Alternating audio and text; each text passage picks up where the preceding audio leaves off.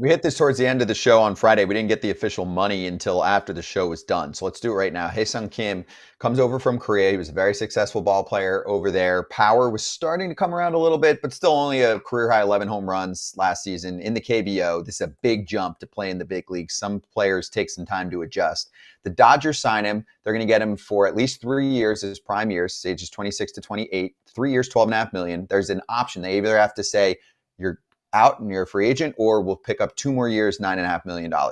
So it could be either 3 years, 12.5, or 5 years, $22 million. The Dodgers get the player. Some call him a poor man's Tommy Edman, who makes a lot more money now off the extension that he signed. Good defender, makes contact, good baseball skills, good IQ, can play multiple positions.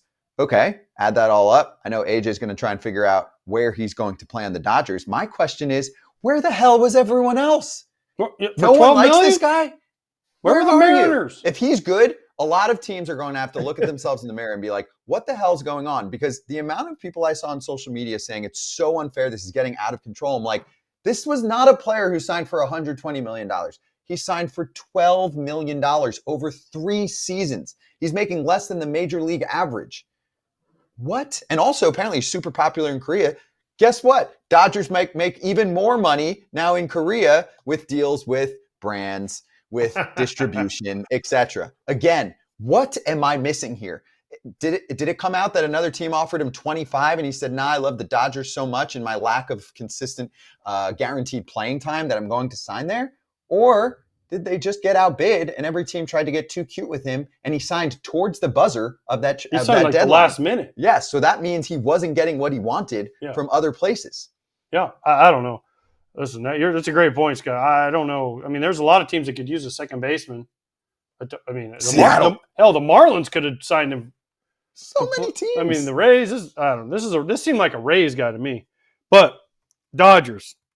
I'm gonna dig into this because see me scratching my head right now because I just don't get it. When he signed there, I was like, they signed Hye-Seong Kim to play shortstop. Oh, I get that. No, it's Hye-Seong Kim to play. I don't know where because you have Mookie playing short, you got Gavin playing second, you got Max at third, you got Freddie at first, you got Mickey Rojas has got to play somewhere. Backup. Maybe. Okay, fine. Then where's Kim fit in? Luck struggles, he puts him there? Super utility. Okay. But what? I thought that was Chris Taylor. Nope. Oh, okay. They're both super utility. So the outfield, you have Edman going to play center, who also played short for them, don't forget, in the World Series. And did a hell of a job. He's going to play center. Teo's in left. And Conforto's in right? Yes. Along with Pages and Outman. Yeah. Your 4th and 5th. Find me where Kim's going to hit. Super utility. Mookie plays every day. Freddie plays every day. Max plays pretty much every day. Yeah. Lux is lefty. Kim's lefty. I don't know. It doesn't fit. Someone's like this piece doesn't fit. If you're Kim, do you love the Dodgers enough, or did they offer more than everyone else enough that you don't have a guaranteed spot to play every day in the big leagues and get consistent ABs from the jump? That might change, obviously, Kratz, but from the jump, AJ's point is valid. He doesn't have a guaranteed starting spot unless they make a trade. But also from the jump, what are the Dodgers doing that other teams aren't doing? They're putting together the best 26-man roster that they can possibly put together. Some teams are hoping. Look at some teams' rotations.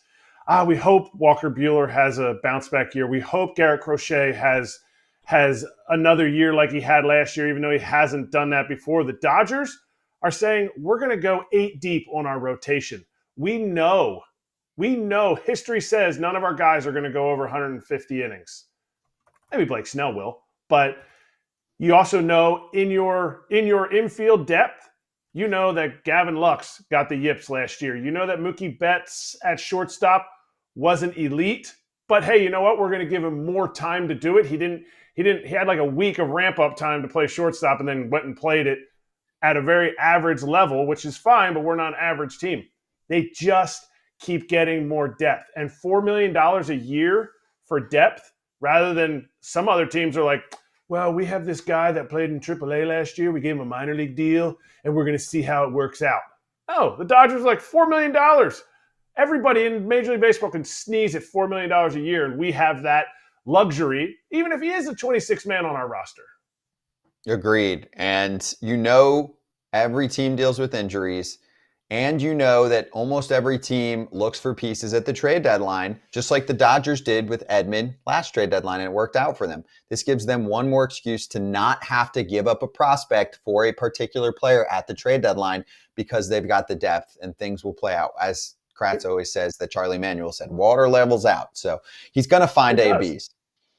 And you will. Did you say at the beginning of the year, I remember Todd, when they signed Shohei Ohtani, when the Dodgers signed him, they were like, oh, they don't need anybody else. Like, they're going to win the World Series.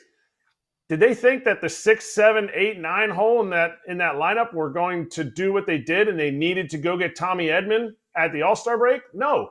Teams that want to win constantly are upgrading to their entire 26-man roster, and I think that's what this is.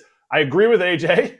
He doesn't have a starting spot currently, but I'd be surprised if he doesn't. If he has a good season, I'd be surprised if he gets under 450 at-bats.